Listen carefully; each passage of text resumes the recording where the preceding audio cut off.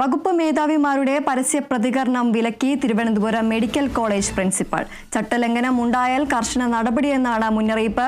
സാമൂഹിക മാധ്യമങ്ങൾ വഴിയോ മാധ്യമങ്ങളിലൂടെയോ പരസ്യ പ്രതികരണം നടത്തരുതെന്നാണ് നിർദ്ദേശം. വിവരങ്ങളുമായി ഡി ബിനോയ് ചേരുന്നു. ബിനോയ്, ഈയൊരു ഹാരിസ് ചിറക്കലിന്റെ പ്രതികരണം പുറത്തു വന്നതിന് ശേഷമാണോ ഇത്തരത്തിലൊരു കർശന നിർദ്ദേശം നൽകിയിരിക്കുന്നത്? ഇപ്പോൾ പരസ്യ പ്രതികരണം വിലക്കിയിരിക്കുകയാണ് തിരുവനന്തപുരം മെഡിക്കൽ കോളേജ് പ്രിൻസിപ്പൽ. കൂടുതൽ വിശദാംശങ്ങൾ എന്തൊക്കെയാണ്?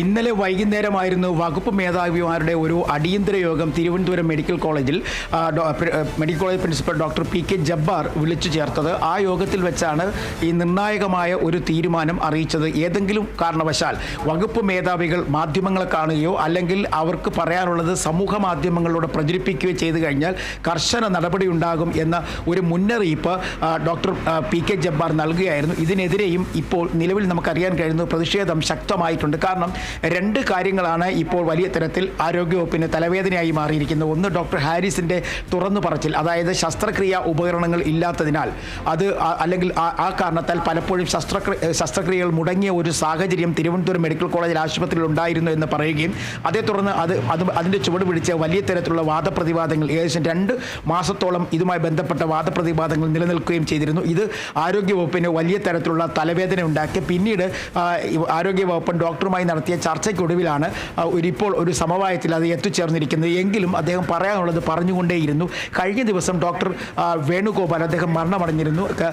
തിരുവനന്തപുരം മെഡിക്കൽ കോളേജിലെ പ്രസിദ്ധനായ യൂറോളജിസ്റ്റ് ആയിരുന്നു. അദ്ദേഹത്തിൻ്റെ മരണത്തെ തുടർന്ന് ഡോക്ടർ മോഹൻദാസ് മൃതസഞ്ജീവനി അല്ലെങ്കിൽ കേസോട്ട എന്ന് പറയുന്ന സർക്കാരിൻ്റെ അവയവദാന സംവിധാനങ്ങളുടെ എക്സിക്യൂട്ടീവ് ഡയറക്ടറാണ്. അദ്ദേഹം ഡോക്ടർ വേണുഗോപാലിൻ്റെ മരണവുമായി ബന്ധപ്പെട്ട ഫേസ്ബുക്കിൽ ഒരു കുറിപ്പ് ഇട്ടിരുന്നു. ആ കുറിപ്പിൽ അവസാനം ഈ മൃതസഞ്ജീവനി താളം തെറ്റുന്നു, പഴയ കണക്ക് ആളുകൾക്ക് പ്രതീക്ഷകൾ നഷ്ടമാക്കുന്നു എന്ന തരത്തിലൊരു ചില വാചകങ്ങൾ എഴുതി ചേർത്തിരുന്നു. ഇതാണ് ഇപ്പോൾ വലിയ ചർച്ചയായി മാറിക്കൊണ്ടിരിക്കുന്നത്. കാരണം സംസ്ഥാനത്ത് LDF സർക്കാർ അധികാരത്തിൽ വന്നതിന് ശേഷം ഏറ്റവും വലിയ പദ്ധതികളിൽ ഒന്നായിട്ടാണ് ഈ മൃതസഞ്ജീവനി അല്ലെങ്കിൽ അവയവമാറ്റത്തെ കണ്ടിരുന്നത്. കാരണം സംസ്ഥാനത്ത് സർക്കാർ മെഡിക്കൽ കോളേജുകളിലൊക്കെ തന്നെ ഇതിനുള്ള അവസരങ്ങളും സംവിധാനങ്ങളും ഒരുക്കിക്കൊണ്ടൊക്കെ വലിയ തരത്തിലെ പ്രശസ്തി പിടിച്ചുപറ്റുന്നതിനുവേണ്ടി ശ്രമം നടത്തിയിരുന്നു. എന്നാൽ തിരുവനന്തപുരം മെഡിക്കൽ കോളേജ് സംബന്ധിച്ചിടത്തോളം ഈ മസ്തിഷ്ക മരണവുമായി ബന്ധപ്പെട്ട് ഈ അവയവമാറ്റ കാര്യങ്ങളിലൊക്കെ തന്നെ വലിയ തരത്തിൽ വീഴ്ച സംഭവിച്ചിരിക്കുന്നു. കേസോട്ട ഇന്ന് വലിയ പരാജയത്തിലേക്ക് ഇന്ന് പോകുന്നു എന്ന തരത്തിൽ വലിയ പ്രചരണങ്ങൾ ഉയർന്നു വന്നിരുന്നു.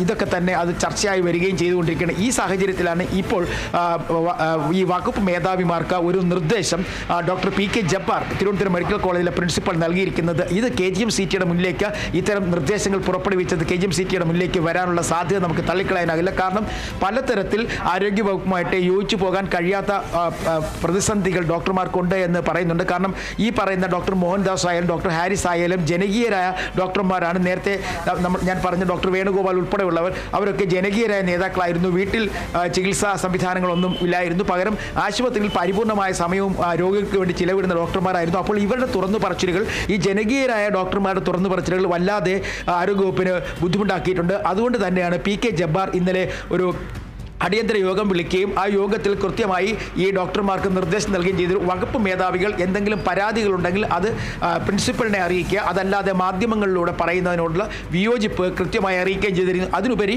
പ്രിൻസിപ്പലിനുപരി മറ്റു ഉന്നത ഉദ്യോഗസ്ഥരുമായി ബന്ധപ്പെടാൻ പാടില്ല എന്നൊരു നിർദ്ദേശം കൂടി നൽകിയിട്ടുണ്ട്. എന്തായാലും മെഡിക്കൽ കോളേജിലെ ഭരണവുമായി ബന്ധപ്പെട്ട് നിലനിൽക്കുന്ന പ്രതിസന്ധികൾക്ക് കൂടുതൽ ആക്കം കൂട്ടുന്ന തരത്തിലേക്കാണ് ഇന്നലെ ഡോക്ടർ പി കെ ജബ്ബാറിൻ്റെ മുന്നറിയിപ്പ്. ശരി. വകുപ്പ് മേധാവിമാരുടെ പരസ്യ പ്രതികരണം വിലക്കി തിരുവനന്തപുരം മെഡിക്കൽ കോളേജ് പ്രിൻസിപ്പൽ. ചട്ടലംഘനം ഉണ്ടായാൽ കർശന നടപടിയെന്നാണ് മുന്നറിയിപ്പ്. സാമൂഹ്യ മാധ്യമങ്ങൾ വഴിയോ മാധ്യമങ്ങളിലൂടെയോ പരസ്യ പ്രതികരണം നടത്തരുതെന്നാണ് നിർദ്ദേശം. ഡി ബിനോയാണ് വിവരങ്ങൾ നൽകിയത്.